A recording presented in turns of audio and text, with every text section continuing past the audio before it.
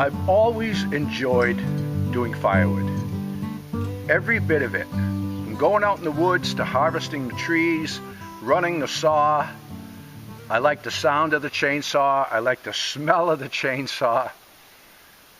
I just love the exercise, the physical labor, the sense of accomplishment I have after getting all my winter wood put in. I like the look of the firewood when it's stacked properly.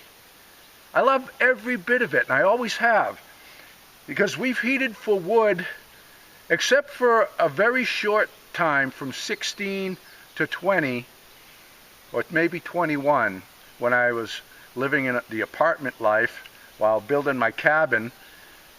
Except for that period of time, we've heated with wood my whole life. Even as a boy, when we lived in the city, my dad had a wood stove in the basement. So doing firewood is no stranger to me. I'm no stranger to doing firewood. I just love it. So here, I just acquired the extra acreage, and I'm making room to put up the solar, so we have some sun for the solar. We have room for gardens. I can put up a little workshop. So I got to take some trees down, turning the trees into firewood. The big pines are going to get milled into lumber. And it's all part of that circle of self-sustainability, you know. I always dreamed about owning land and living in the woods, and I jumped on that at the age of 21. That's when I moved to my first cabin. And then I bought more property, and I always buy property that's going to sustain me. So here, this property is going to give me wild game.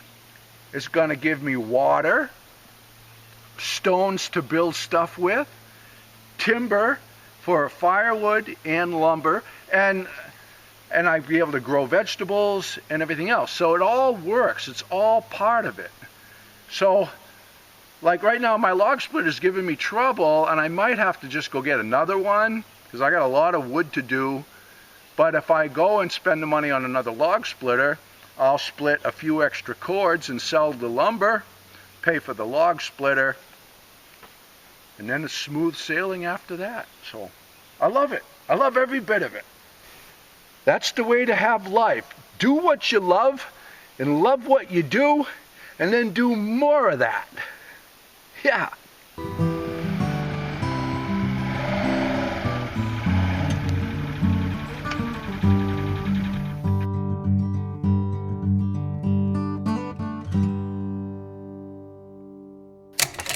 In the past, I showed you some stuff that we got at the mall. Now, I'm not talking a regular mall. At the dump in town, they have a little building. So if you have stuff that you want to get rid of, it's too good to throw away, you don't feel like messing around with a yard sale, you can just bring it there, leave it, and someone else can use it, they take it. So people bring good stuff, and they take good stuff. I've brought good stuff, and I've gotten good stuff. It's a lot of fun, actually. It's quite a popular place. It's a great idea, too. So, a few weeks back, Lori scored real big at the mall. Got all kinds of stuff. Well, today was my turn. So I went there, and I see this little metal box, and I open it up, and it's full of drill bits. There's 3 layers of them, but, you know, they don't want to come out. The box is kind of all buggered, and maybe that's why someone threw them out. I don't know. I'm just going to take them out of the box, put them in a coffee can or something. You can always use more drill bits. And even if they're cheap garbage and I use them and end up throwing them away, I'm still ahead of the game. There's shelves full of books and videos and stuff. I found one of the Foxfire books. What a find that is. I had this book when I was a kid. Now, if you can find these things, even the used, old, worn-out copies, they still cost a few bucks. What an awesome book this is. There's stuff about building cabins and everything. All old school stuff, you know, canning and cooking and dressing a hog and all kinds of cool stuff, furniture making. And I couldn't believe I found the Foxfire book. So I got that. That was a good find. And whenever I find little toolboxes and tackle boxes and stuff like that, I grab them because they're pretty handy for all kinds of stuff, not just fishing. Well, look at this. Bass Boss. How do I pass that up? The funny thing is, I had this exact tackle box when I was a boy. Yeah, so I don't really need another tackle box, but I'll probably use this one for all the tools that I use for working with propane. You know, my flared fittings and all of that. This will come in real handy for that. What? A Bass Boss, huh? I'm going to pass that up. A while ago, we got one of these little luggage things at the dump, just like it, and there was another one. You know, little luggage on wheels. Handy little rig. So, beautiful shape. I got that. And then I had some other little duffel bags that, well, I don't need now because I got this. So I brought those to the dump and left them there. And before we left, someone had them in their hands. So I love it. Little give and take at the town mall.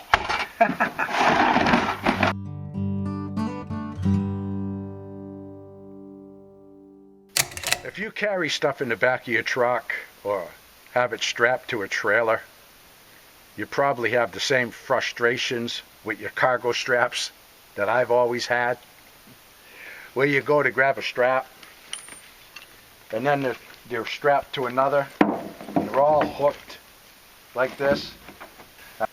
I've tried a lot of different things, putting rubber bands around them. I've tried so many different things, and they still get hooked to the other straps in the bag. I decided, I took some of my old worn out socks, like this one's got a hole in it. I cut it right in half.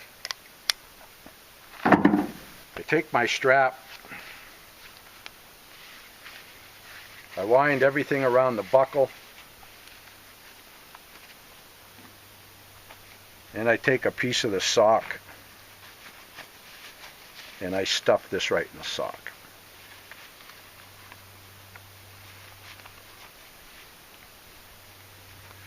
I do it with that part of the sock and the other part of the sock. Am I keeping you up? Yeah.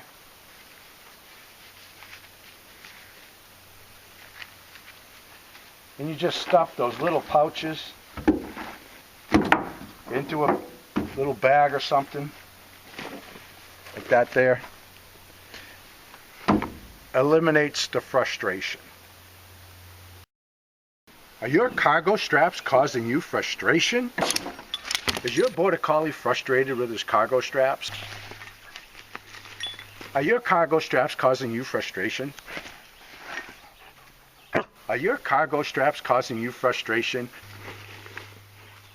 If so, get the new cargo sock. It'll be just the ticket for your cargo strap organization needs. You tell them, Frankie. Yeah. Isn't that much easier? Get a strap. Hand it up. Good boy. Border Collie approved.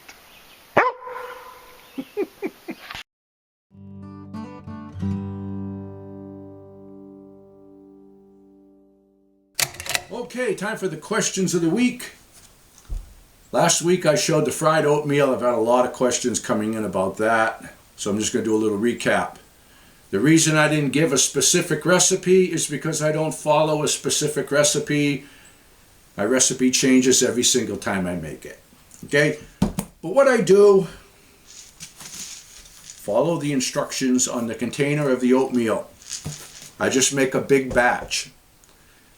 I almost always throw in raisins. Sometimes some chopped apples, sometimes dehydrated fruit. Dried apples work pretty good. Coconut, peanuts, shaved almonds, all kinds of stuff. And just before it's ready to serve, I usually throw in a bunch of granola. I really like this Bare Naked brand. This one's toasted coconut and almond. There's a cinnamon one that's really good. throw in a bunch of that. In the last video, I showed where I was taking it out of a baking dish. The only reason I used a baking dish is because my Tupperware was holding other leftovers at the time. Okay, so make a big batch of oatmeal, cram it into a container, any container, okay? Then refrigerate it. Then when you want oatmeal, take it out, make a few slices, fry it in hot butter. Excellent. Really, really good. And those raisins and stuff that you put in there, they really come alive, okay? When they've become fully hydrated and they sweeten up, and then when they're fried in the butter, they're really good. So that's it on the oatmeal. How much propane do we use? Lots of questions about that. The little gas refrigerator right here uses about a pound a day. So a 30-pounder lasts us about a month, but we only use it in the warm months. In the winter, the cold air comes in from outside into the icebox and we don't need the fridge. The propane freezer, we get around 9 weeks out of a 100-pounder. Yeah, burns quite a bit more propane, but it's an affordable convenience, okay? It's not as cheap as being on the grid, but up here you don't have any choice.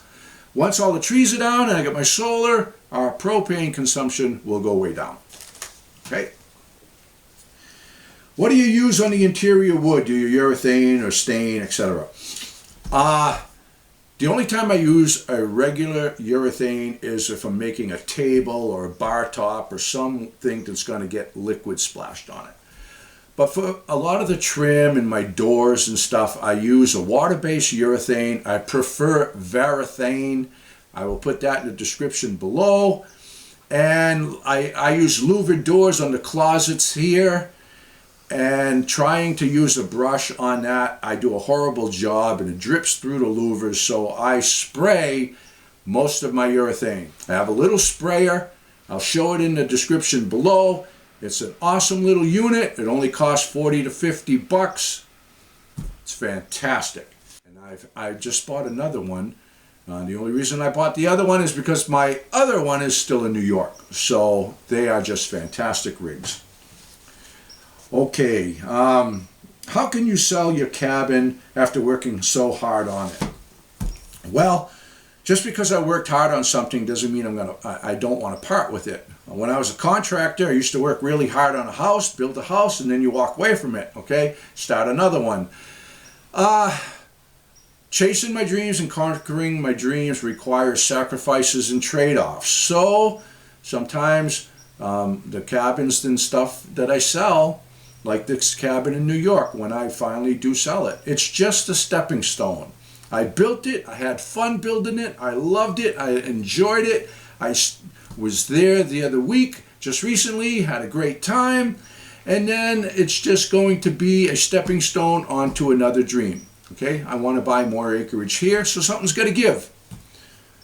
So with that, I want to answer like another question. People have asked if I could give them advice to change their life. Well, it kind of goes hand in hand with me selling my cabins and stuff like that, where I kind of look at life and I focus on what it's going to be like when I'm on my deathbed.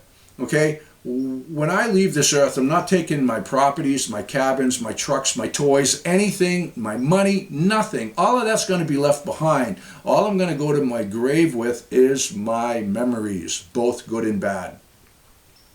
So I try to live my life by making a heck of a lot of good memories, so I have that to look back on, because everything else is going to be left behind. So if you want to change your life, just picture how you would feel and what your reflections would be if you just got diagnosed with a terminal illness and you have a short amount of time to live.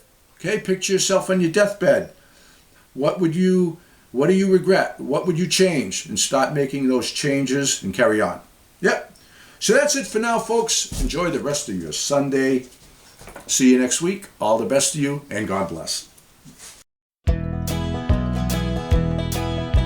Frankie and the boss out walking in the woods, living life happy and free. Tracks in the snow everywhere they go. There's a pokey way up in that tree. A beaver built a pond where they have some fun, taking life a day at a time. Best friends until the end. Frankie and the boss. Frankie and the boss. Frankie and the boss.